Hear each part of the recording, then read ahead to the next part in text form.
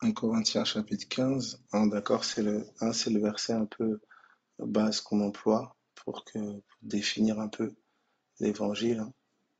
1 Corinthiens 15 à partir du verset, voilà, 1 Corinthiens 15 à partir du verset premier au verset 3.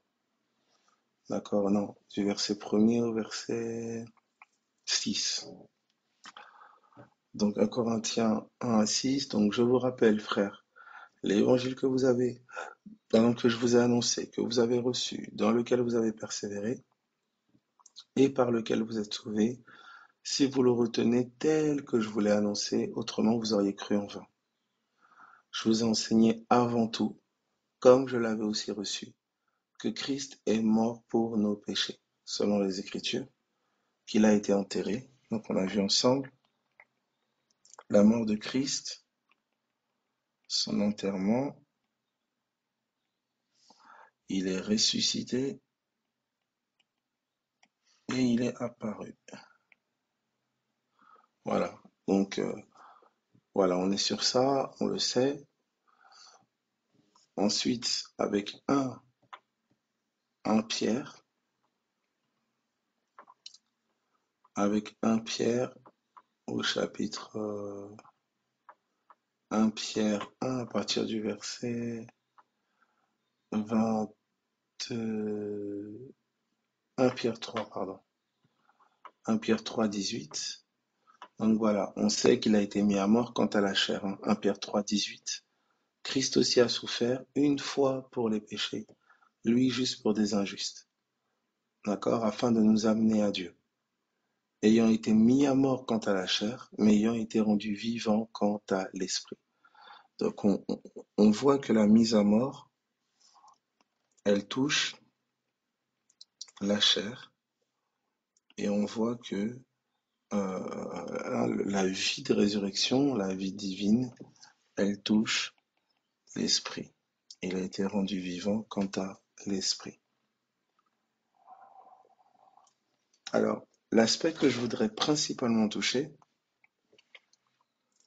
c'est la couleur et l'aspect que Acte va nous amener. Acte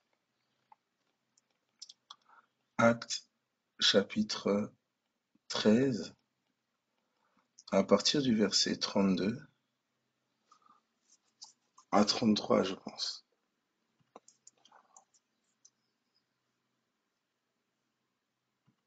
Acte 13, 32. On nous dit ici, et nous vous annonçons cette bonne nouvelle, que la promesse faite à nos pères, Dieu l'a accomplie pour nous, leurs enfants, en ressuscitant Jésus. D'accord? Donc, on a vu ensemble que résurrection de Jésus égale promesse accomplie. D'accord? Résurrection de Jésus égale promesse accomplie.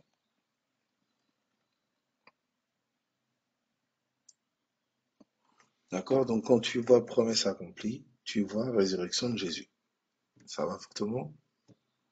Promesse accomplie et résurrection de Jésus. Donc, tu vois la diversité des promesses accomplies dans l'Ancien Testament, etc. En fait, c'était vraiment une ombre de toutes les facettes de la résurrection de Jésus. C'est extraordinaire. Voyez. C'est pour ça que ça va jusque-là pour tout le monde.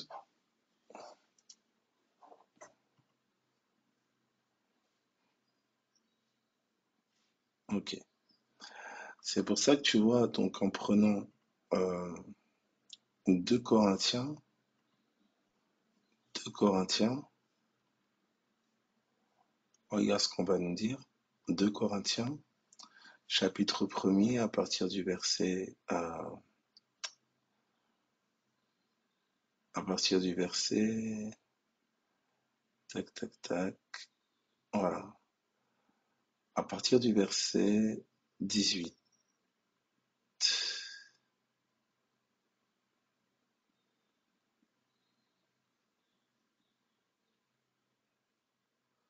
Regardez ce qu'il dit. Aussi vrai que Dieu est fidèle, d'accord? Donc nous sommes dans 2 Corinthiens 1, verset 18. Aussi vrai que Dieu est fidèle, hein, je posais la question, comment je sais que Dieu est fidèle? Jésus-Christ est ressuscité, d'accord? Comment je sais que Dieu est fidèle? Jésus-Christ est ressuscité.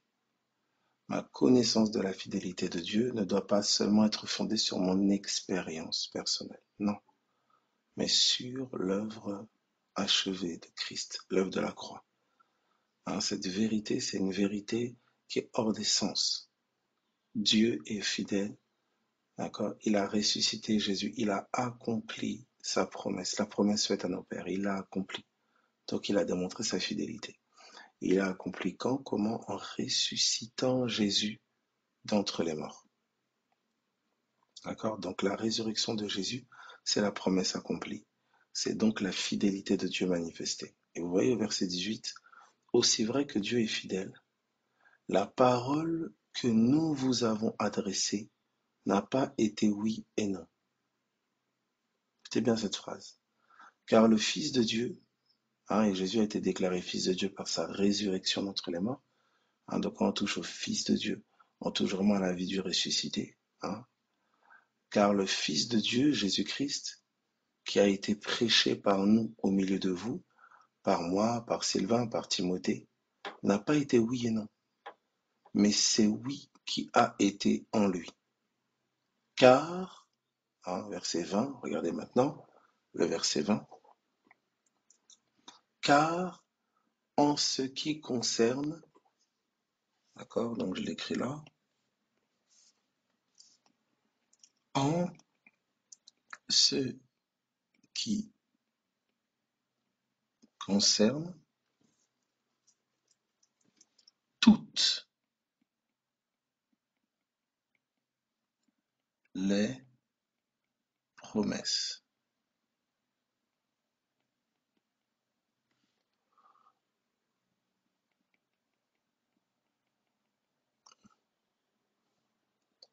de Dieu, d'accord? Donc, en ce qui concerne toutes, hein, j'insiste, important de souligner ici, on a bien dit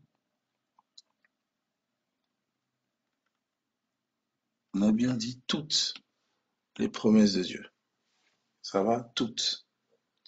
En fait, toutes les promesses de Dieu étaient contenues dans une promesse de Dieu, celle de son Fils. Regardez maintenant ce qu'il dit. Et vu que la promesse par excellence a été accomplie, en fait, toutes les promesses en lui, regardez ce qu'on nous dit. Vu que la promesse par excellence a été accomplie, la promesse, c'était la vie du Fils, c'était le ressuscité. Et vu que cette promesse a été accomplie, en fait, toutes les promesses étaient contenues dans cette promesse. C'est comme ça que le Christ ressuscité, d'accord, c'est la certitude du oui à toutes les promesses de Dieu. Regardez ce qu'il nous dit au verset 20. Car pour ce qui concerne toutes les promesses de Dieu, c'est en lui qu'est le oui. Vous voyez un peu? C'est en lui qu'est le oui.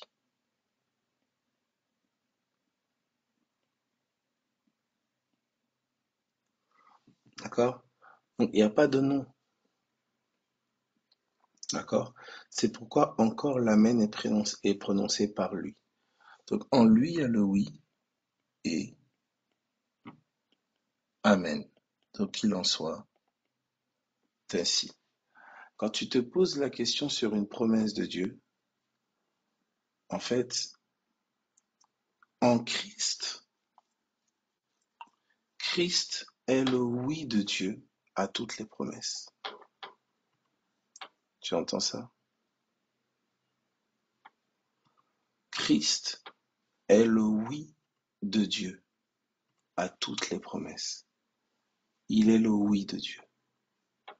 Donc ton oui, d'accord? C'est pas un oui, ton vocabulaire là, oui, non. Toi, ton oui, c'est Jésus. Jésus est ton oui, d'accord? Il est le oui et l'amen à toutes les promesses de Dieu. Est-ce que Dieu t'a promis telle chose? Oui. Pourquoi tu peux dire oui? Oui, parce que Christ est mon oui. Si Jésus-Christ est vivant, aussi certain qu'il est vivant, c'est aussi certain que Dieu a dit oui. Tu vois? Est-ce qu'on peut évoluer?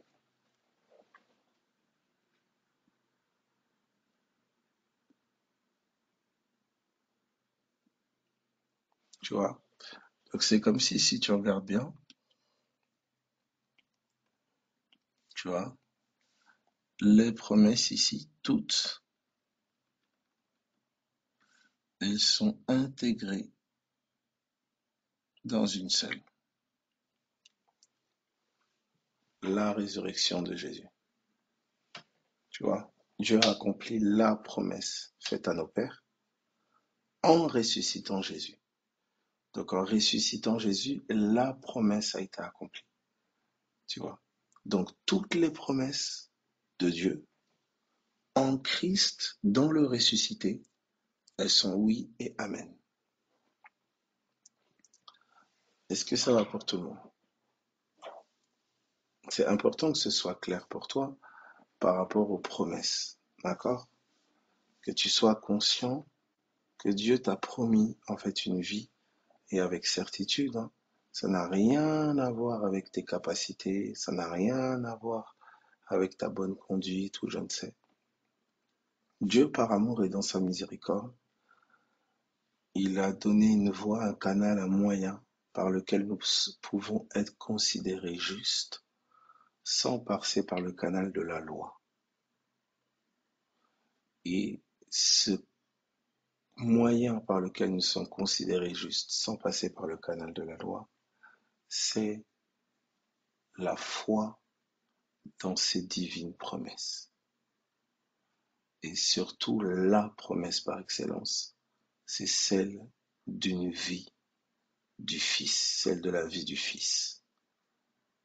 Dieu m'a promis la vie d'un Fils. Il m'a promis la vie du Fils. Christ a été mis à mort quant à la chair et il a été rendu vivant quant à l'esprit. Dieu a accompli sa promesse en ressuscitant Jésus d'entre les morts, en rendant Jésus vivant quant à l'esprit. Dieu a accompli sa promesse. C'est pour ça qu'il te dit, si l'esprit de celui qui a ressuscité Jésus habite en vous, tu peux avoir la certitude qu'il va communiquer la vie à votre corps mortel. Est-ce qu'on peut évoluer?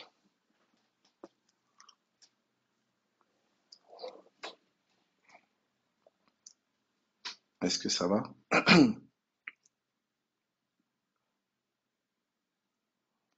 Gloire à Jésus. Donc il y a une promesse. D'accord? La promesse d'une vie. Agrippe-toi à ça. Papa, tu m'as promis. Agrippe-toi à cela. D'accord? Agrippe-toi à cela.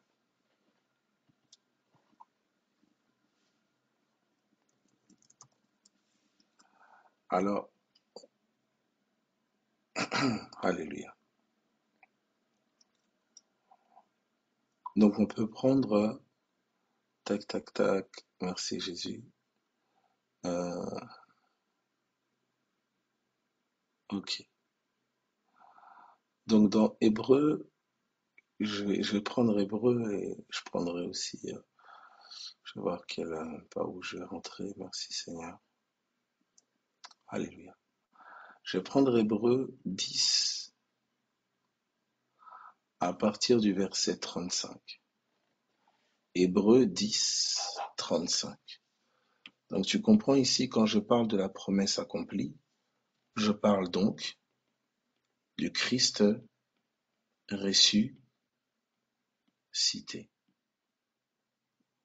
Ça va? Je parle du Christ ressuscité. Donc voici ce qu'on me dit. N'abandonnez donc pas votre assurance, à laquelle est attachée une grande rémunération. N'abandonnez pas votre assurance dans la promesse de Dieu, votre assurance dans cet évangile. Ne l'abandonnez pas. Il y a attaché une grande rémunération. Et regardez ce qu'il dit. Car vous avez besoin de persévérance. Vous avez besoin de persévérance. Vous avez besoin de persévérance. Et il dit dans quel but? Afin,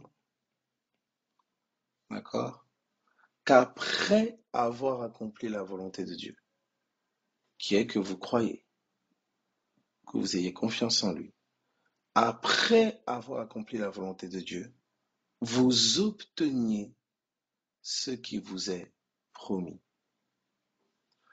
afin que, après la volonté de Dieu, d'accord? Donc, après avoir accompli la volonté de Dieu, vous obteniez ce qui vous a été promis. Donc, il y a vraiment cette notion de persévérance dans la foi, persévérer dans la foi, résister à l'ennemi avec une foi ferme pour obtenir ce qui m'est promis. Et en fait, ce qui m'est promis, c'est une vie. D'accord? Promesse accomplie, Christ ressuscité, vie de l'esprit. Donc, on m'invite à persévérer afin de saisir une vie supérieure, afin de saisir cette vie de l'esprit, cette vie supérieure au-dessus du naturel, au-dessus du charnel, la vie de vérité. Cette vérité, qui n'est pas la vérité que le monde donne, non. C'est la vie authentique, vraie, qui sauve, qui délivre. Vous connaîtrez la vérité vous rendra libre.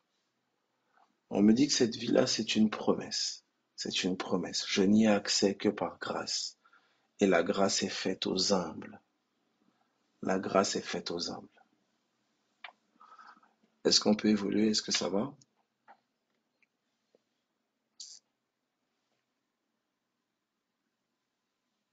Dites-moi si c'est OK, si on peut évoluer.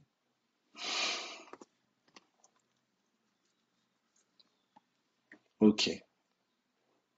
Alors j'aimerais en fait ramener ça de manière très pratique. Tu vois, des fois on va dire vie de l'esprit, il faut vivre la vie de l'esprit, il faut vivre la vie de l'esprit, mais ça peut apparaître un peu très mystique. Et là, on est juste en train de dire, écoute, la vie de l'esprit, c'est une vie promise. Il faut vivre la promesse que Dieu t'a faite. Voilà, tu vois. Donc tu vois que ça nous ouvre tout un champ, même lexical et autres, parce que quand vous touchez à la promesse, vous touchez à un Dieu qui l'a faite, donc un Dieu qui est fidèle, un Dieu qui est miséricordieux. On n'est plus dans des règles à respecter pour obtenir, puisque c'est une promesse. D'accord? Donc elle dépend de celui qui l'a faite, si c'est un menteur ou s'il est véridique. Et vu que Dieu n'est pas un homme pour mentir, ni un fils d'homme pour se repentir, il a fait la promesse. Et dans sa fidélité, il l'accomplit. Donc le Seigneur m'a introduit dans une relation avec lui. Vous comprenez qu'il est dans une toute autre mentalité, une toute autre approche. Là où autrefois, les gens devaient respecter des lois, etc., etc. Dans ce temps de grâce, dans ce temps de miséricorde, eh ben, nous découvrons, voilà, cette nouvelle alliance. Là où Dieu nous invite à placer notre confiance dans la promesse qu'il nous a faite d'une vie de l'esprit. Vous voyez, on parle de l'esprit promis. On parle de l'esprit promis. Jésus dira aux disciples, attendez à Jérusalem ce que mon Père a promis. Alléluia. Est-ce que ça va?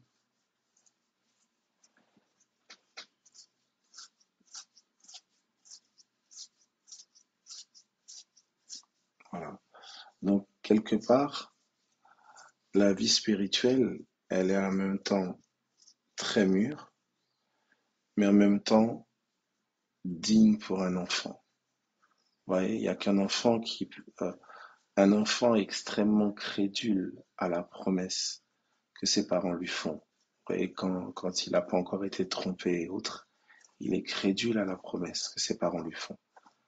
Donc c'est, c'est, c'est à la fois quelque chose qui peut être très enfant, de faire confiance tout simplement comme un enfant à la promesse que Dieu nous fait d'une vie nouvelle, hein, de cette vie de l'esprit. Et en même temps, la spiritualité, c'est très profond. Donc du coup, Dieu nous a donné accès à quelque chose de profond en ayant des cœurs d'enfants, juste qui croient et qui font confiance dans leur Père, qui leur a promis une vie, celle de l'esprit. Est-ce que ça va?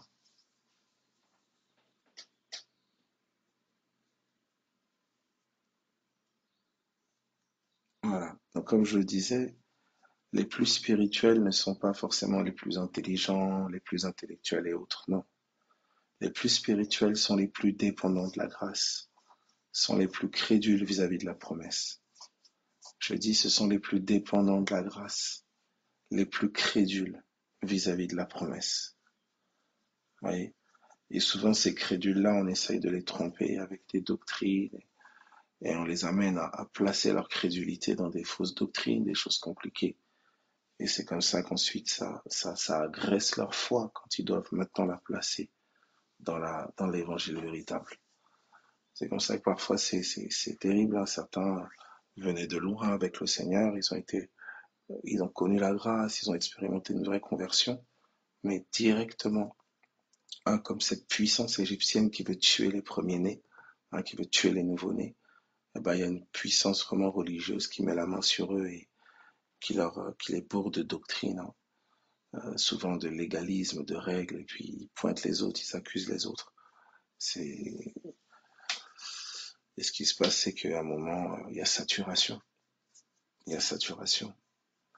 Parce que la personne constate que elle n'est pas mieux que les personnes qu'elle pointe. Elle constate que certains défauts semblent être là à la surface. Elle constate que certains travers refont comme surface.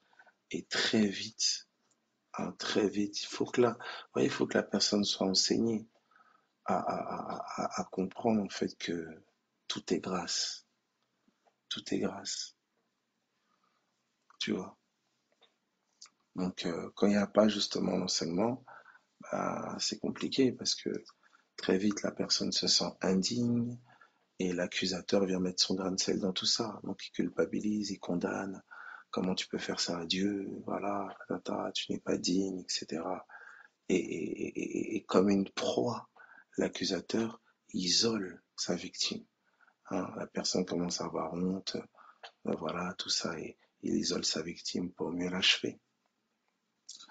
Il faut que tu comprennes très très vite que Dieu te connaît. Il connaît tes moindres défauts, il connaît tes faiblesses, il connaît tes manquements, tes lacunes. Et il sait que tu ne t'en sortiras que par sa grâce, que par la capacité qu'il te donne au travers de sa parole et son esprit. Donc éloigné de son esprit ou éloigné de sa parole, il ne s'étonne absolument pas. Tu n'es pas étonné du caca que tu peux produire. Alléluia. Donc, c'est pour ça qu'il t'invite à courir dans ses bras, il t'invite à la dépendance de sa grâce. Il t'invite à ce que sa parole t'habite, parce que c'est sa parole qui va neutraliser, tu vois, les puissances et les forces des ténèbres qui travaillent dans tes entrailles ou dans tes membres et autres. C'est sa parole révélée, hein, la parole du Saint-Esprit, qui va réduire au silence tout bruit de la chair, tout son que la chair émet, hein. La parole révélée, la promesse de Dieu, est réduite au silence les murmures de la chair. On avait vu ensemble silence, mort, hein. Silence à la mort, d'après le psaume 94, je pense, verset 17. Hein, la demeure du silence, la mort. Les promesses de Dieu réduisent au silence les murmures de l'âme. Les promesses de Dieu réduisent au silence l'inquiétude de la chair.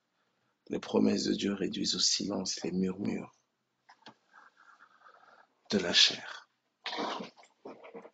en te confiant dans la promesse, tu, tu es forcément poussé et forcé à cesser de t'inquiéter. Tu vois? Donc, c'est là, voici cette réalité. Ok. Ça va pour tout le monde? Ça va pour tout le monde? Gloire à Jésus, gloire à Jésus. Mettez Y si c'est ok. Mettez Y si c'est ok. Hein, donc, voilà, sois consolé là où tu es, sois fortifié. Hein, sois fortifié, sois consolé. Le Seigneur, vraiment, il est avec toi. Abel, mais comment tu peux me dire qu'il est avec moi? Il avait promis, en fait. Il avait promis, je serai avec vous tous les jours. Il a promis Emmanuel, Dieu avec nous. Donc, comme en Christ, toutes les promesses sont oui et amen, je sais qu'en Christ, Dieu est avec moi. Je sais que Dieu est avec moi. Tu vois, c'est pas je sens, c'est je sais. C'est pas j'ai l'impression. Non, je sais. Parce qu'en Christ, toutes les promesses sont oui et amen. Dieu m'a promis sa compagnie. Il a promis, voyez dans les Écritures, qu'il serait avec son peuple. Je saisis cette promesse parce que je suis en Christ et je saisis que cette promesse est accomplie. Dieu est avec moi. Je suis son peuple. Il est avec moi. Dieu est avec toi. Est-ce que ça va? Alors maintenant, tout ce qui peut te donner l'impression qu'il n'est pas avec toi, tout ce qui justement va venir se dresser dans ton intelligence pour te faire croire, essayer de te persuader qu'il n'est pas avec toi. Tu vois la ruse qui a persuadé Ève. Voilà. Donc, toutes ces ruses-là qui vont tenter de te persuader justement qu'il n'est pas avec toi, que sa promesse justement est vaine. Hein, ces ruses qui vont tenter de te persuader que ces promesses sont vaines, elles sont pas pour toi, voilà, toute cette réalité. Ben, ces ruses-là, tu dois leur résister avec une foi ferme, en te revêtant de toutes les armes de Dieu. Tu dois être armé des pensées du Seigneur pour pouvoir résister à ce type de voix, tout type de voix. Alléluia. Est-ce que ça va pour tout le monde? Tu peux plus être comme un enfant, tu vas balloter à tout vent de doctrine. Non, au nom de Jésus, non. Que tu sois solidement ancré dans la promesse d'une vie nouvelle. Regarde ce qui est dit dans Galates. On le prend ensemble. Galates. Merci Jésus. Galates.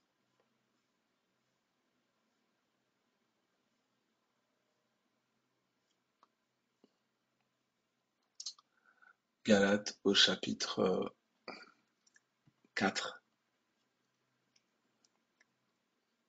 À partir du verset. Galates 4 à partir du verset 22. Galates 4, 22. Est-ce que c'est bon pour tout le monde? Galates 4, 22.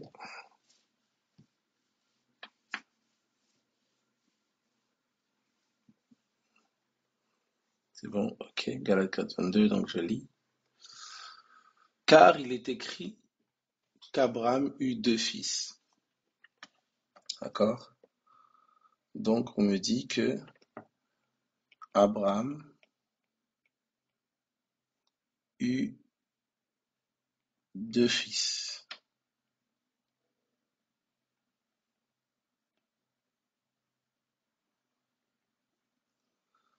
D'accord? Abraham eut deux fils. Et voici ce qu'on me dit. Il dit un de la femme esclave. D'accord? Un de la femme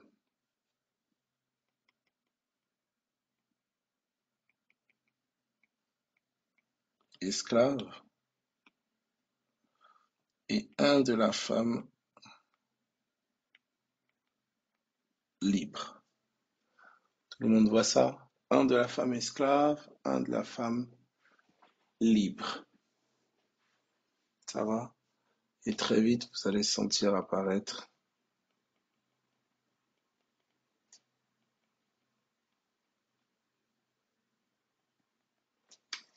D'accord? Vous allez comprendre pourquoi l'Écriture dit chasse l'esclave et son fils. C'était la mort. C'était la mort de Jésus. Alors regardez. Vous voyez ici donc femme esclave et de la femme esclave qui est née.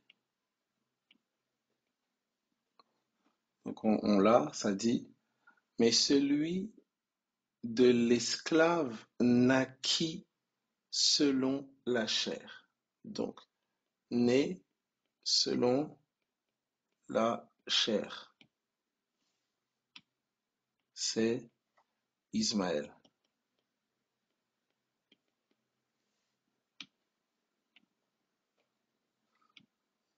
Est-ce que ça va pour tout le monde? Donc, Abraham eut deux fils, un de la femme esclave, l'autre de la femme libre. Un naquit selon la chair, donc né selon la chair, c'est Ismaël. Et l'autre, d'accord, il est né de l'esprit. Mais regardez ce qu'il va nous dire.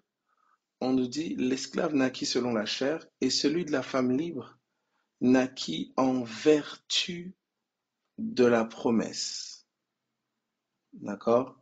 Semeur dira, voilà, a eu deux fils, l'un d'une esclave et l'autre d'une femme libre. Le fils de l'esclave a été conçu de manière purement humaine. D'accord? Le fils de l'esclave a été conçu de manière purement humaine. Voilà. Mais on nous dit, alors que le fils de la femme libre a été donné à Abraham en vertu d'une promesse divine. Est-ce que ça va pour tout le monde? Donc du coup, ici, on a né selon la chair, et ici, on a né en vertu de la promesse.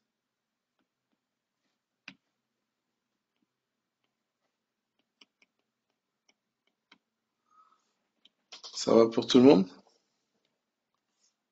Donc, né en vertu de la promesse, c'est Isaac. Est-ce que ça va? Donc, on a né de la promesse, on a quelque chose qui est né de la promesse, d'accord? Et on a l'autre qui est né purement humainement, par la capacité humaine, purement humainement.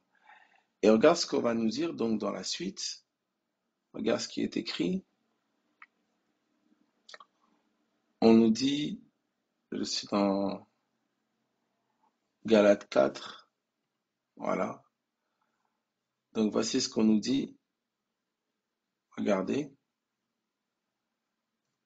Alors, tac, second, voilà. Donc on nous dit, ces choses sont allégoriques. D'accord? Ces choses sont allégoriques. Donc il y a une image.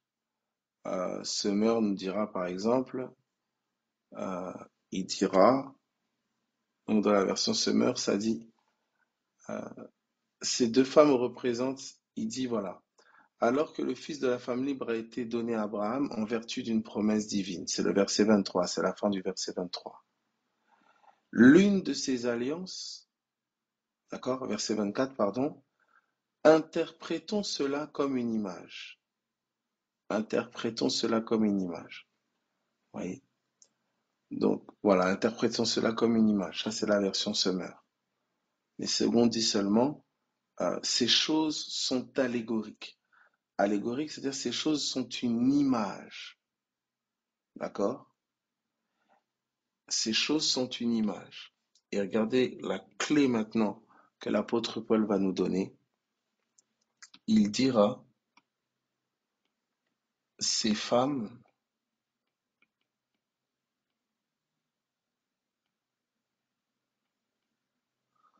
sont donc égales plus simple. Deux alliances. Ça va? Donc, quelque part, il y a une alliance qui est née de la chair, qui m'amène dans la chair, etc. Et il y en a une autre qui semblerait qui s'assoit et qui se confie dans la promesse. Donc, ces femmes-là sont deux alliances, deux mariages. Hmm. Et regardez ce qu'on nous dit. Donc, il continue, il dit voilà, ces choses sont allégoriques car ces femmes sont deux alliances, l'une du mont Sinaï, enfantant pour la servitude, c'est Agar. Donc vous voyez ici, l'une, d'accord? L'une, c'est alliance du mont Sinaï. Voilà. Alliance du mont Sinaï. Ah, on sait que c'est là que les tables de la loi ont été données. Donc c'est une première alliance, un premier mariage. Et regardez ce qui est dit. Voilà. Ce sont deux alliances. Verset 24. Ces choses sont allégoriques. Galates 1, Galates 4, 24. Ces choses sont allégoriques car ces femmes sont deux alliances. D'accord? L'une du mont Sinaï, enfantant pour la servitude, c'est Agar. Car Agar, c'est le mont Sinaï en Arabie et elle correspond à la Jérusalem actuelle. Donc là, il y a quelque chose de très fort. Hein. On te dit que cette alliance correspond, on la fait aussi correspondre à la Jérusalem actuelle. Donc de leur temps, c'était la Jérusalem terrestre, la Jérusalem charnelle. Est-ce que ça va? Donc la Jérusalem d'en bas, la posture de la Jérusalem d'en bas, la Jérusalem terrestre, vous voyez, toute cette idolâtrie parfois autour d'eux, en fait, elle marque vraiment l'ancienne alliance. Ah, c'est vraiment, voilà, elle caractérise, hein,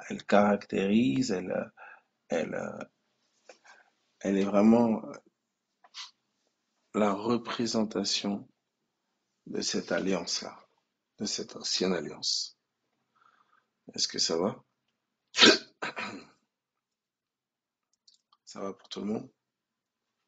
Voilà. Et donc, on nous dit elle correspond à la Jérusalem actuelle, hein, ou on peut dire la Jérusalem d'en bas, la Jérusalem actuelle. Donc déjà, on voit que la Jérusalem est présentée comme une femme, d'accord? Comme une femme. Et regardez ce qu'on nous dit, on nous dit, voilà. Et l'apôtre Paul, regardez ce qu'il va dire.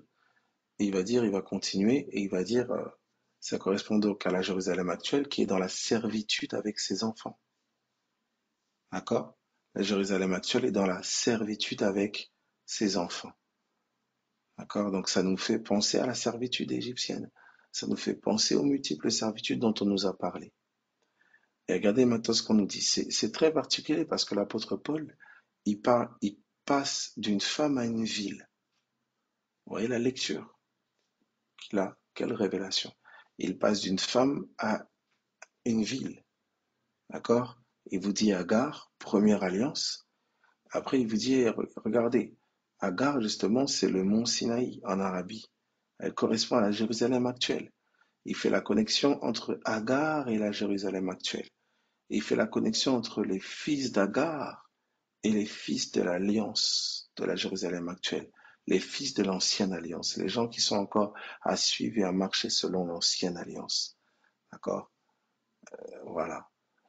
Et donc, regardez ici, au verset, on dit qu'elle est dans la servitude avec ses enfants, verset 26.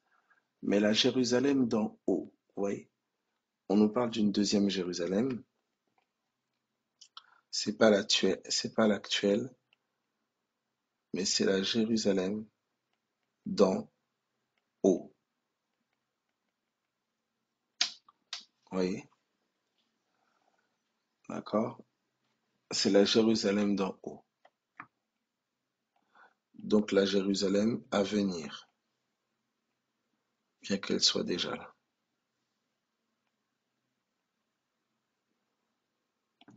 La Jérusalem donc céleste, la Jérusalem spirituelle, voilà, et la Jérusalem d'en haut. Donc déjà, on a deux femmes, deux villes, vous voyez? On a deux femmes, deux alliances, deux villes. Vous voyez comment ça s'étend. C'est particulier parce que vous savez, tu, tu, c'est des clés de lecture importantes, hein. Ça peut te prendre dans tes rêves, ça. Tu peux rêver, par exemple, tu vois, euh, d'une femme violentée, tu vois, on persécute, à qui, tu vois, on nuit, ou voilà. Et puis on est en train de te montrer une ville. On est en train de te montrer ta ville. Mais tu ne discernes pas. Parce qu'il est intellectuellement inconcevable pour toi qu'une femme puisse être une ville ou qu'une ville puisse être une femme. Donc tu vois, voilà, on va voir des choses. Et c'est ce langage-là, céleste. Vous voyez, qui est le langage des visions, le langage des rêves, et j'en passe. Le langage surtout du Saint-Esprit. Donc vous voyez, deux femmes, deux alliances, deux villes. Et regardez ce qu'on va nous dire maintenant. Mais la Jérusalem d'en haut, elle est libre. C'est notre mère. Paul, maintenant, il nous intègre, nous, il nous identifie, nous. Il dit, c'est notre mère, car il est écrit, réjouis-toi stérile, toi qui n'enfantes point, éclate, épouse des cris, etc., etc. Car les enfants de la délaissée seront plus nombreux que les enfants de celle qui était mariée. Regardez maintenant la révélation. Paul nous amène maintenant dans la révélation. Et voici ce qu'il dit. Pour vous, frères, comme Isaac, vous êtes enfants de la promesse. Comme Isaac, vous êtes enfants de la promesse. Oui, ça doit être très clair dans ton esprit, ça. Ça doit être vraiment clair au nom de Jésus. Hein, sois fortifié avec ça. Ça doit être vraiment clair. C'est vraiment important. Comme Isaac, tu es enfant de la promesse. Tu n'es pas né des efforts. Tu n'es pas né de... Non. Tu es une promesse accomplie. Tu es une promesse accomplie. Et il dit, et de même qu'alors, celui qui était né selon la chair persécutait celui qui était né selon l'esprit. Maintenant, il dit plus né de la promesse, il dit né de l'esprit. Donc, je comprends que naître, naître de la promesse égale et équivalent à naître de l'esprit. Est-ce que ça va?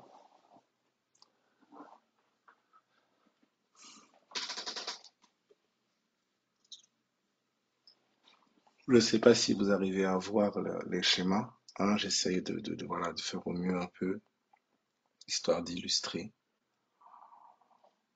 Ça va? Je ne sais pas si c'est OK pour tout le monde.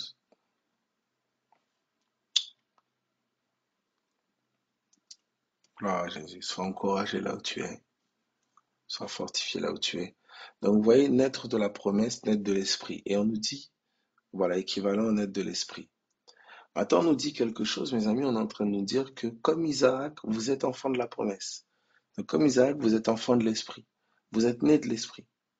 Et il dit, mais, et de même qu'alors, celui qui était né selon la chair persécutait celui qui était né selon l'esprit. Vous voyez comment il va ramener l'écriture, elle est vivifiée par le Saint-Esprit. Voilà. Quelqu'un dit donc Sinaï et Sion. Exactement. Sinaï, c'est l'ancienne alliance, Sion, c'est la nouvelle alliance. Alors, c'est ces deux montagnes que vous retrouvez dans Hébreux 12. Hébreux 12, l'auteur des Hébreux nous fait la confrontation entre ces deux montagnes. Une montagne dont on avait peur de s'approcher, il y avait la foudre, etc. Et seul Moïse est allé. Et une autre montagne, Sion, entourée d'une nuée de témoins. Vraiment une grâce excellente. Donc il y a cette confrontation des deux montagnes, deux peuples. Est-ce qu'on peut évoluer?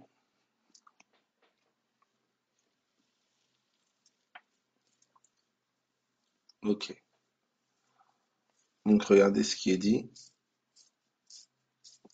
Donc comme Isaac, vous êtes enfant de la promesse. Naître de la promesse égale naître de l'esprit. Naître de la promesse égale naître de l'esprit. Alors, ça nous amène encore dans un nouveau champ. Mais pour l'instant, regardez ce que je veux montrer ici. Regardez ici. Ainsi en est-il encore maintenant. Donc, celui qui est né de l'esprit est persécuté par celui qui est charnel. Je répète, celui qui est né de l'esprit est persécuté, incompris par celui qui est quoi? Charnel. Voici maintenant la chose, regardez. On dit, mais que dit l'Écriture? Que dit l'Écriture? Comme si on disait, que dit le Saint-Esprit? Voyez? Regardez ce qui est dit. Chasse l'esclave et son fils. Chasse-les. Chasse l'esclave et son fils. Car le fils de l'esclave n'héritera pas avec le fils de la femme libre. C'est pourquoi, frères, nous ne sommes pas enfants de l'esclave, mais de la femme libre. Alléluia. Alléluia. Nous ne sommes plus esclaves. Hein. C'est pourquoi, frères, nous ne sommes pas enfants de l'esclave, mais de la femme libre. Alléluia. Vous entendez ça? Nous ne sommes plus enfants de l'esclave. Nous sommes maintenant enfants de la femme libre. Ok? Est-ce qu'on peut évoluer? Alléluia. Merci Jésus. Merci pour ta grâce. Merci Seigneur. Alléluia. Gloire à Jésus. Gloire à Jésus. Gloire à Jésus. Alors voici. D'accord? Donc on a la conclusion ici. Naître de l'esprit, naître de la promesse. D'accord? Naître de l'esprit, naître de la promesse. Alléluia. Gloire à Jésus. Gloire à Jésus. Gloire à Jésus. Alléluia. Donnez-moi quelques minutes.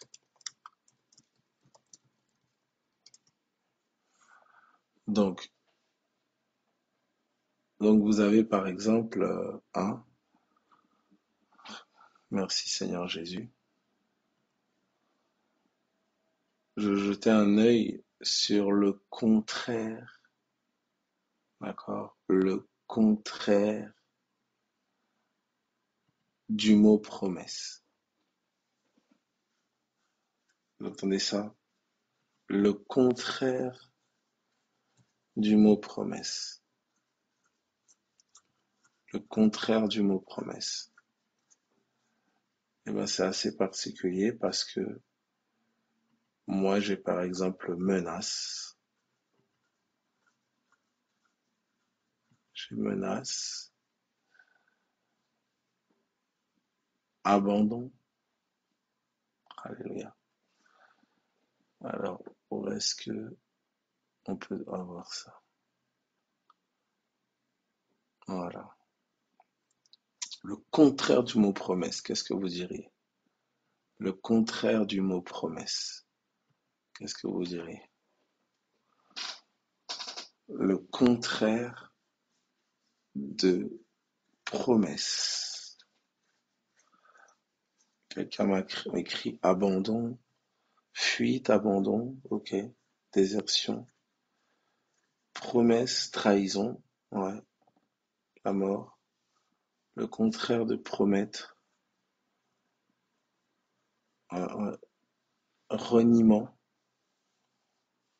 divorce, quelqu'un dirait, c'est peur, infidélité. Ouais, c'est intéressant là. Mais ce serait le plus le contraire de fidélité. Engagement, le contraire de promesse, engagement. Pourquoi non? Enfin, je sais pas. Rendement,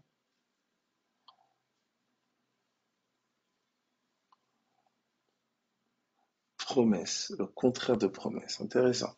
Si quelqu'un le contraire de promesse. C'est vrai que c'est plusieurs mots.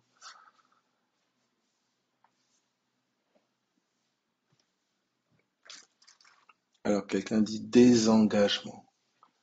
Désengagement. Le contraire de promettre. Quelqu'un d'autre dit désertion.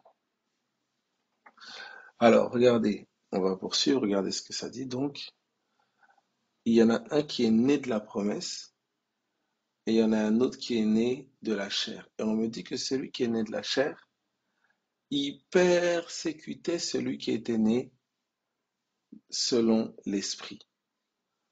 Et regardez, que dit l'Écriture? Chasse l'esclave et son fils, verset 30, car le fils de l'esclave n'héritera pas avec le fils de la femme libre. C'est pourquoi, frère, nous ne sommes pas enfants de l'esclave, mais de la femme libre. Donc tu vois ici, euh, il y a une vérité qui est établie. C'est que tu es enfant de la femme libre, tu es enfant de la Jérusalem d'en haut. C'est quelque chose que tu dois accepter, tu dois intégrer ça.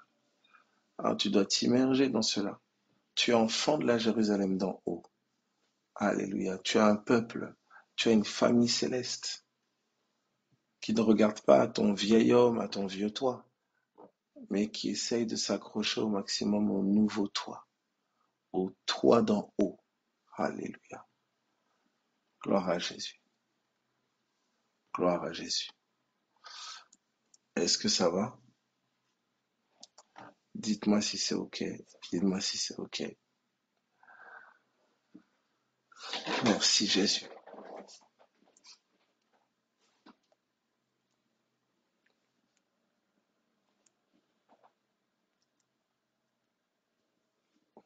Merci Seigneur. Alléluia. Évangile. Alors, qu'est-ce que je mettais, vous voyez, qu'est-ce que je voulais mettre en avant en passant par tous ces chemins-là? C'est cette connexion, je dirais, ou ce synonyme, entre promesse et vie de l'esprit. D'accord? T'agripper à la promesse de Dieu, c'est t'agripper à la vie de l'esprit. Faire confiance dans la promesse de Dieu, c'est faire confiance dans le ressuscité, dans la vie de l'esprit. T'appuyer sur la promesse, c'est t'appuyer sur la vie de l'esprit. Agir en conformité à la promesse, c'est agir en conformité à l'esprit. Vous voyez cette connexion profonde que je veux faire? C'est comme ça qu'il est dit d'après Pierre, je pense. Nous sommes participants de la nature divine. On participe à la nature divine en Jésus par ses divines promesses. Par ses divines promesses. Alors, la diversité des promesses du Seigneur nous donne d'admirer la diversité de la vie de son esprit.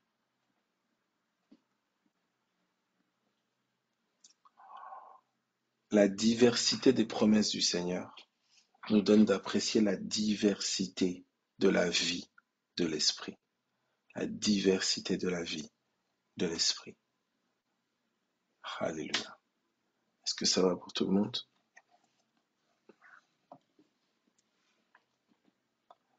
Gloire à Jésus. Brosari Arabashata. Gloire à Jésus. Alléluia. Gloire au Seigneur. Donc ça, c'est l'aspect numéro un que je mets en lumière ici, d'accord? Donc, la vie de l'esprit, une vie promise. C'est une vie qui a été promise. La chair, la vie de la chair, on ne veut pas la solliciter, voilà, on maintient cette mort quant à la chair. Alors maintenant, qu'est-ce que je vais faire? Pourquoi, d'accord, je veux mettre en lumière ici quelque chose quant à la chair.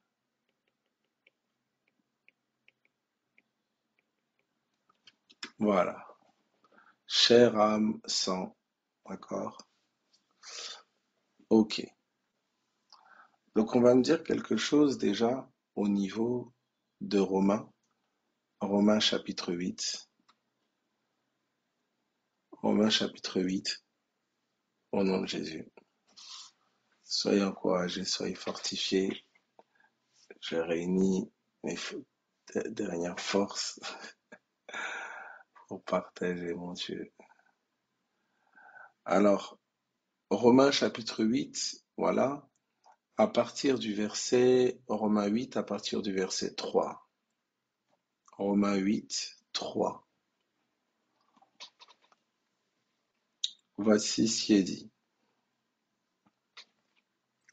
Car chose impossible à la loi, parce que la chair la rendait sans force, Dieu a condamné le péché dans la chair, en envoyant à cause du péché son propre Fils dans une chair semblable à celle du péché.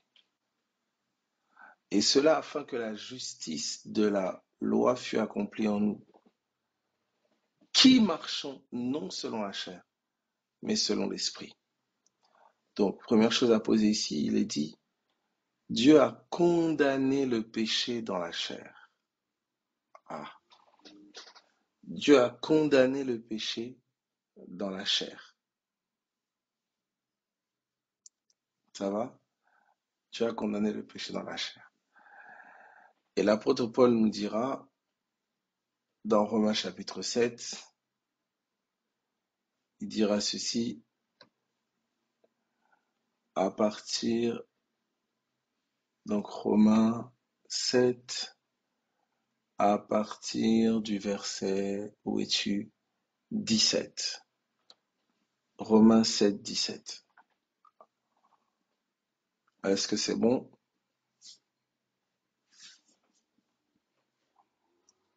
Dites-moi si c'est OK.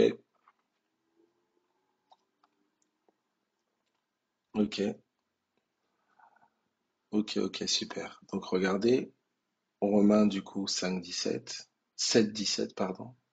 Et maintenant, ce n'est plus moi qui le fais, mais c'est le péché qui habite en moi. Qui habite en moi. C'est-à-dire où? Dans ma chair. Hein, il le dit. Ce qui est bon, je le sais, n'habite pas en moi, c'est-à-dire dans ma chair. Donc, chair égale lieu d'habitation du péché.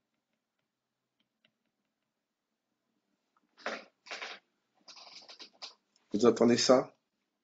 On me dit quelque chose là. L'apôtre Paul, il nous met en lumière des choses énormes ici. Il est en train de nous révéler que notre chair, c'est un lieu de résidence pour Monsieur Péché. Vous entendez ça? C'est un lieu de résidence pour Monsieur Péché. Donc l'apôtre Paul, du coup, il est comme prisonnier. Parce que quand il veut faire le bien, quand il veut respecter la loi de Dieu, il constate qu'il y a une force en lui. Il y a un mal qui le pousse à faire le mal ou à renoncer au bien. Oui. Il veut faire le bien, mais il voit que le mal est attaché à lui. Il veut faire le bien, mais il voit que le mal est attaché à lui. Donc il constate en fait que c'est plus lui qui le fait, mais c'est le péché qui habite en lui. Après avoir fait ce constat, ben, il dit qu'il a la volonté de faire le bien, mais qu'il n'a pas le pouvoir. Donc il lui faut de l'aide. Donc il dit, ce n'est plus moi qui le fais, d'accord, c'est le péché qui habite en moi, c'est le verset 20. Donc déjà, juste petite précision, on a vu avec Genèse 4, à partir du verset 7, que le péché, il a des désirs.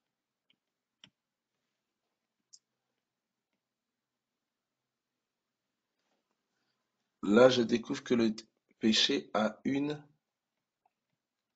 habitation. D'accord? Ça va jusque-là pour tout le monde? Je constate aussi que Monsieur Péché a des œuvres.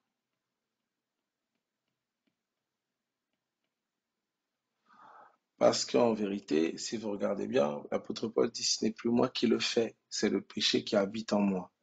Ce n'est plus moi qui le fais, c'est le péché qui habite en moi. Tu vois, ta conception du péché doit tomber. Le péché est une vie.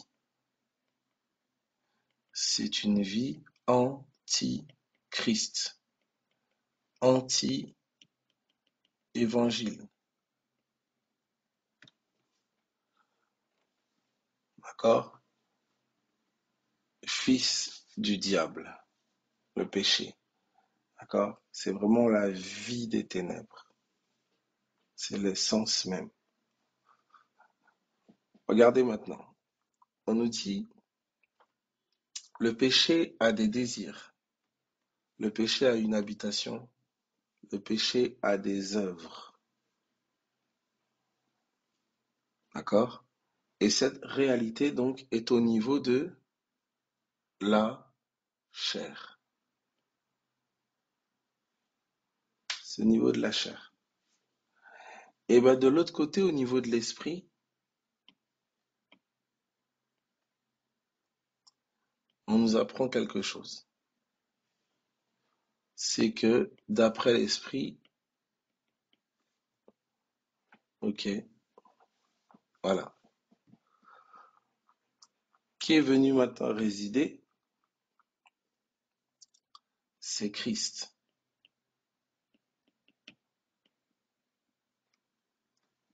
Ouais, un peu. C'est Christ. Donc j'aurais fait un schéma qu'on avait fait tout à l'heure. D'accord? Donc Galates, du coup, Galates 2:20,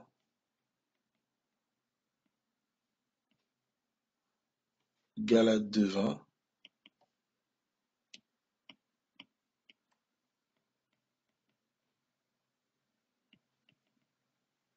ce n'est plus moi qui vis. J'ai été crucifié avec Christ. C'est plus moi qui vis, c'est Christ qui vit en moi. Et si je vis encore dans la chair, je vis dans la confiance, je vis dans la foi au Fils de Dieu, la foi du Fils de Dieu. Donc en fait, vous voyez qu'il y a deux systèmes de vie. Il y a ce n'est plus moi qui le fais, c'est le péché qui habite en moi. Ou il y a c'est plus moi qui vis, c'est Christ qui vit en moi. Donc soit esclave du péché, soit esclave de Christ. Est-ce que ça va? Soit esclave du péché, soit esclave de Christ. Alors ça donne ce schéma que j'avais fait. Hop, hop.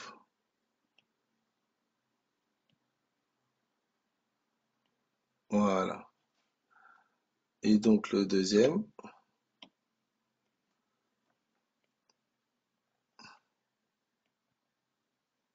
Ok. Vous voyez? Donc qu'est-ce qui se passe? Ici, hop.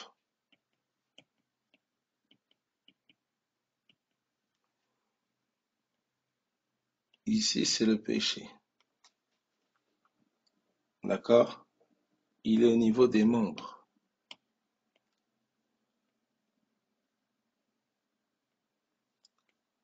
Membres, corps, chair, etc. Ça va? Et donc, vous avez l'homme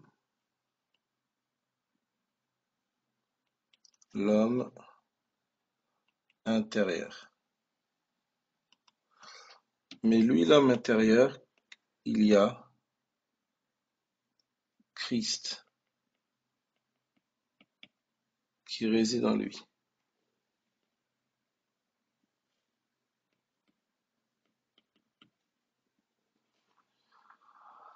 Est-ce que ça va? Est-ce que tout le monde voit le schéma? Vous avez vu, donc vous avez les membres, le corps, la chair, d'accord? En blanc là. Et vous avez les P. Les P là, PP en rouge, c'est péché. D'accord? Le péché, il est localisé, vous voyez, dans les membres. Vous voyez un peu? C'est pour ça qu'il a fallu que la chair soit crucifiée. Hein, que ce soit plus mes membres qui soient sollicités, mais mon esprit, mon homme intérieur. L'homme intérieur qui est aussi appelé, hein, on l'appelle aussi l'homme du cœur. C'est Pierre qui va aussi l'appeler comme ça dans son épître, l'homme du cœur. D'accord? Et dans l'homme du cœur, ben, il réside Christ. D'accord?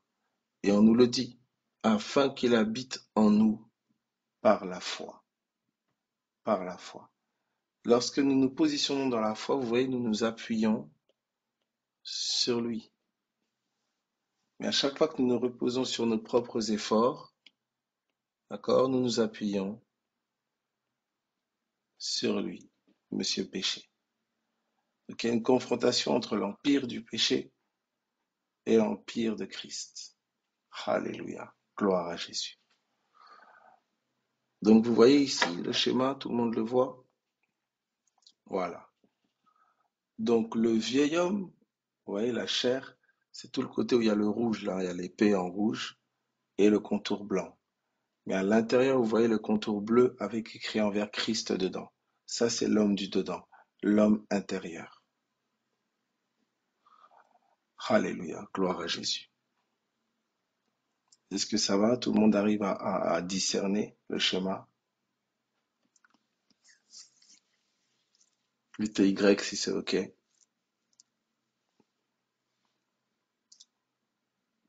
OK, super. Gloire à Dieu. Donc vous voyez un peu. Alors que se passe-t-il quand il y a une croix, quand il y a la croix, hein, qui a été crucifiée? Ben regardez, hop, faire une croix, hop. Et celui qui a été crucifié, c'est lui.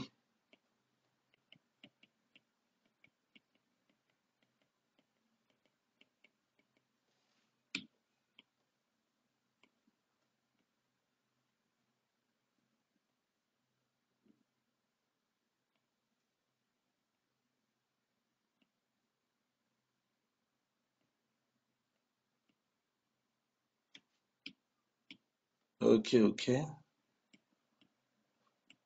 Vous voyez? Donc ça, c'est celui qui a été crucifié. Mais le bleu, il est ressuscité.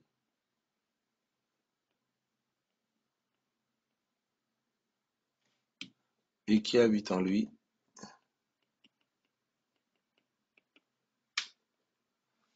Voilà ce qui se passe.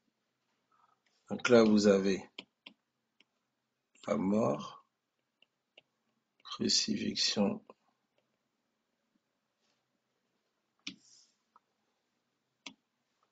Et là, vous avez résurrection. Est-ce que ça va? Est-ce que ça va pour tout le monde? Gloire à Dieu, gloire à Dieu. Alléluia. Gloire à Dieu. Donc si vous notez, vous voyez le dernier schéma là. Vous avez ce schéma-là que j'ai fait juste au-dessus. Hein, vous voyez un peu hein, le péché dans les membres. Voilà. Donc à chaque fois que je sollicite ma chair, je sollicite Monsieur Péché. Vous voyez? Et donc voilà, je l'ai fait. Voilà. Il faut que la chair soit crucifiée. Hein. Et on nous le dit, armez-vous de la pensée de souffrir dans la chair. Donc il faut que cette chair soit crucifiée. Et étant crucifiée, on nous parle justement, vous voyez, du bleu, le ressuscité. quant à l'esprit. Vous voyez, il est là. Donc l'évangile, c'est comme cette vie qui était indépendante de Dieu, esclave du péché, où je pensais que c'était mes désirs alors que c'était les désirs du péché. Je pensais que c'était mes envies alors que c'était les désirs du péché. Vous voyez? Ok, ok.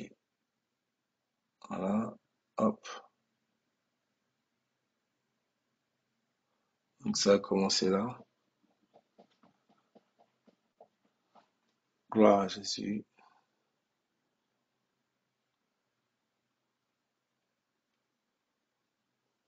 Est-ce que ça va? Donc voilà, ici vous avez le fameux oui et amen aux promesses. D'accord? Cette vie de l'esprit, j'y ai accès par la promesse. J'y ai accès par la promesse. D'accord? C'est une vie promise, c'est pas une vie méritée. On voit maintenant au travers des deux alliances, d'accord? Donc, deux alliances, deux mariages, deux villes, hein? Celle, la Jérusalem d'en haut et celle d'en bas, une terrestre, une céleste. On voit le mont Sinaï, comme la première alliance, et Sion, justement, comme la nouvelle, comme la deuxième. Et là, donc, on arrive au verset 28, avec comme Isaac, vous êtes enfant de la promesse. Donc, tu es né de la promesse, que tu es né de l'esprit. Hein, tu es né de l'esprit, donc tu es né de la promesse. Tu es né de la promesse, alléluia. Et regardez, quand on arrive donc alléluia, et quand on arrive, gloire à Jésus, ah, je ne saurais pas vous dire. Donc, vous avez la chair, d'accord? J'ai voulu dépeindre un peu ce qui animait la chair de manière naturelle. D'accord? Le péché, notez-le bien, hein, c'est pas premièrement des actions. Le péché, c'est d'abord une entité, c'est une vie, vous voyez, qui semble là être prisonnier dans les corps de chair. Vous voyez? Et on nous dit ici, voilà, le péché a des désirs, le péché a une habitation, le péché a des œuvres, le péché a un empire, d'après Romains. C'est vraiment une vie. Et cette vie, elle est sollicitée à chaque fois qu'un homme veut faire les choses indépendamment de Dieu. À chaque fois qu'un homme se croit et se pense capable de pouvoir faire les choses sans dépendre de Dieu, il s'expose à Monsieur Péché. Il s'expose à Monsieur Péché.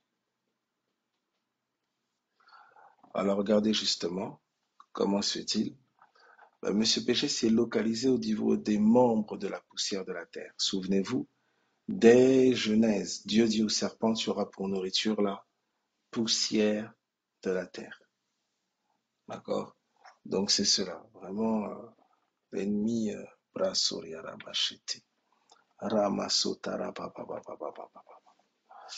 Alléluia, merci Jésus. Gloire à ton nom, gloire à ton nom.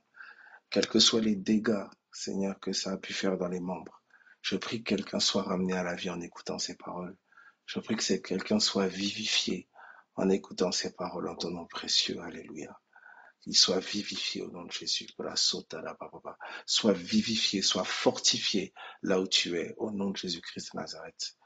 Alléluia. Gloire à Jésus. Gloire à Jésus. Regardez. Donc ici, on a Galates 2:20 donc. Et vous voyez le schéma, de toute façon, il parle de lui-même. Hein. L'enveloppe en blanc, donc les membres, hein, la chair, le corps. Vous avez en rouge Monsieur Péché, hein, et vous avez l'homme intérieur, hein, l'homme intérieur en bleu. Et vous avez donc Christ qui est au-dedans, vous voyez, au-dedans, sous-entendu, au-dedans de la mentalité ancienne. Enfin, au-dedans de la mentalité, euh, amen. Christ est au-dedans, vous voyez, de l'homme intérieur. Vous voyez, il est au-dedans de la mentalité nouvelle, de l'intelligence renouvelée. Vous voyez un peu? C'est ça, hein, ce Christ en vert et cet homme intérieur en bleu. Hein. Là, on entre dans l'enseignement sur le corps et l'entendement. Hein. Le corps formé et l'entendement ouvert. Donc Christ réside, hein, voilà, dans le cœur de l'homme, dans l'homme intérieur. Donc quand tu sollicites l'homme intérieur, hein, tu t'appuies sur Jésus-Christ. Quand tu sollicites l'homme intérieur basé sur la promesse de Dieu, tu fais confiance à Jésus. Tu fais confiance à Jésus. Mais quand tu sollicites ta propre capacité, tu vois, vouloir devenir comme Dieu sans Dieu, vouloir faire des choses pour Dieu indépendamment de Dieu, vouloir plaire à Dieu sans Dieu, par moi-même, mon ego, mon moi, eh bien, Monsieur Péché est dans les membres. Et il n'attend que ça, que la chair soit sollicitée pour faire. C'est pour ça que Romain te dira, faites par l'Esprit mourir les actions du corps, que le corps cesse d'opérer, que le corps cesse d'agir parce que il y a dans ses membres le péché, le péché. D'accord? Donc, c'est fameux, pour pouvoir régler ce problème, voici, on a maintenant, voilà. Donc, cet homme-là, hein, dans lequel le péché réside, etc., il a été crucifié. Il a été crucifié. Et il est ressuscité. Donc, il a été crucifié quant à la chair. Il est ressuscité quant à l'esprit. Hein. On l'a mis juste à côté, là. Quant à l'esprit. Donc, ta chair passera, sache-le, mais ton homme intérieur, ton homme du cœur, il demeurera éternellement. Prends soin de ton cœur. Prends soin de ton homme intérieur. Nourris-le. Fortifie-le. Prends soin de ton homme intérieur. Car ton éternité, elle en dépend, elle dépend de lui. Alléluia. Gloire à Jésus. Que Dieu vraiment fortifie. Les amis, je vais prier. Est-ce que ça va jusque-là? Dites-moi si c'est clair, dites-moi si c'est compris. Vous êtes vraiment nombreux, soyez bénis. J'espère que ça aide comme ça le matin. Peut-être que certains écoutent au travail, d'autres écoutent, je ne sais pas. Si, dites-moi depuis où vous écoutez un peu, s'il y en a depuis le travail, s'il y en a en route, s'il y en a, faites signe de chez vous et autres. Voilà, gloire à Jésus, vraiment, je ne sais pas où tu es, je ne sais pas depuis quel endroit tu écoutes avant d'aller au travail. Alléluia, de chez moi, depuis la maison. Yes, tranquille ce matin. Alléluia, chez moi. Gloire à Jésus, gloire à Jésus. Préparé pour aller au travail. Amen, amen. Le petit déjeuner en route. Yes, en temps de retraite. Alléluia. Chez moi, au travail avec le casque. Préparation pour aller au travail de chez moi. Alléluia. Avant d'aller à l'école. Amen. Gloire à Dieu. Retraite spirituelle. Gloire à Jésus. Alors qu'au nom de Jésus, ça vous aide. Que ça puisse vous aider au travail, à l'école, chez vous, en retraite. Hein. Que, voilà, soyez conscients que nous avons cru et nous avons pensé les désirs du péché être les nôtres. Vous voyez? Alors que non, nos désirs, c'est ceux de Christ. Ce n'est plus le péché qui vit au travers de moi maintenant. C'est Christ qui vit en moi. C'est Christ qui vit au travers de moi. Il domine. La loi de l'esprit de vie m'a libéré de la loi du péché et de la mort. Vous voyez? Donc en Christ, il y a une autre loi, un autre système de pensée, une autre mentalité. Vous voyez? Donc c'est cette réalité-là, vous voyez, l'évangile. Voilà, c'est tellement, l'évangile est tellement riche. C'est la parole de vérité, c'est la parole de Dieu. Vous voyez? Et c'est cette pensée-là.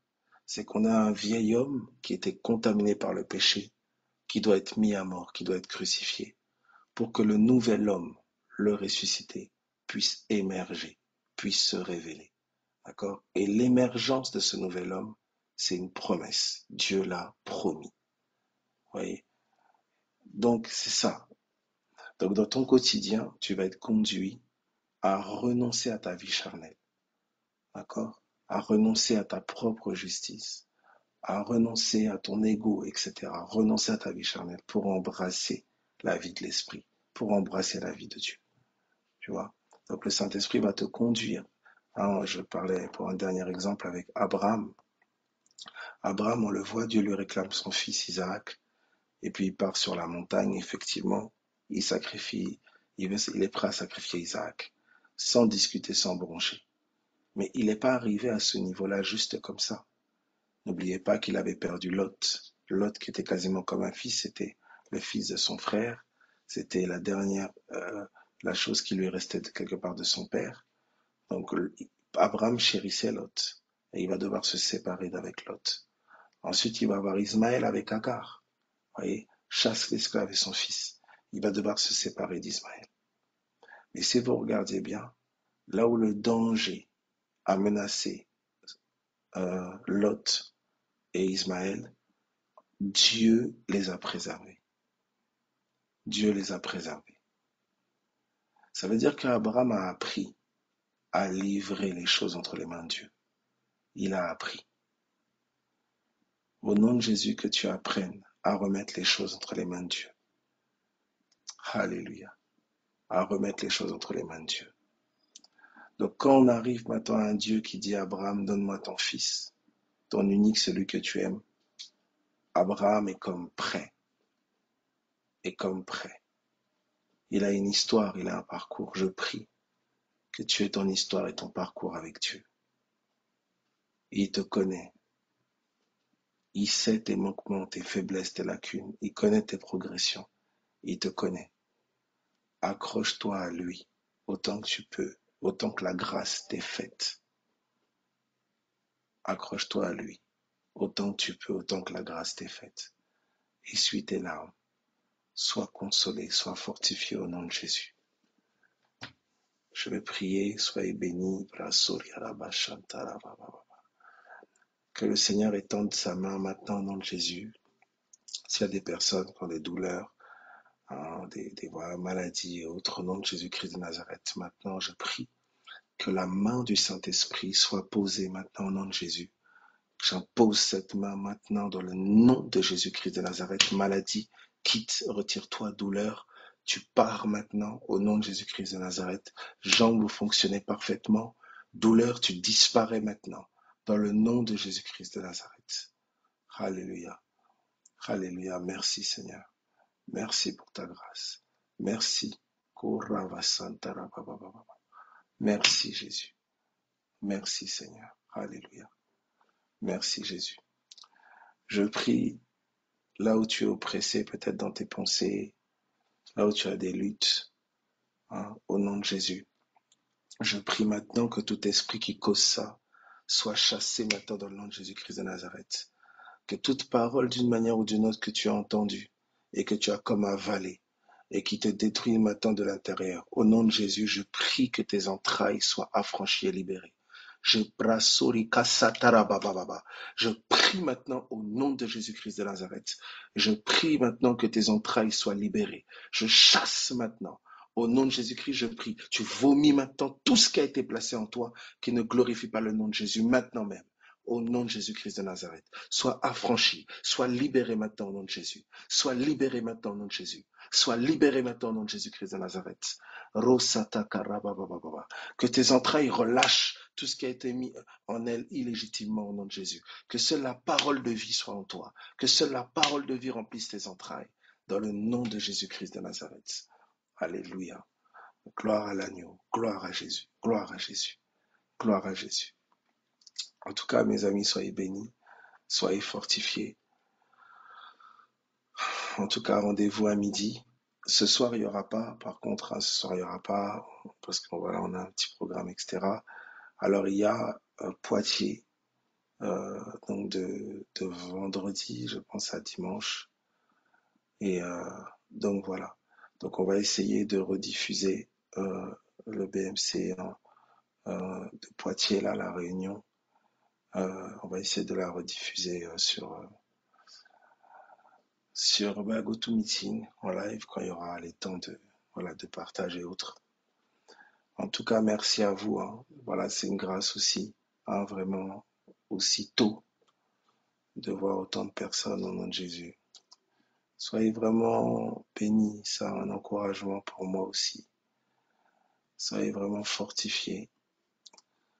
Je prie que tout ce qui est partagé, que tout ce qui est dit puisse vous soutenir, vous aider, vous permettre de mieux vous positionner vis-à-vis du Seigneur, vous éclairer dans votre relation avec lui, mieux lui obéir, mieux vivre votre croix, mieux traverser votre épreuve. Au nom de Jésus, je prie que les paroles qui soient partagées là aient cette vocation-là.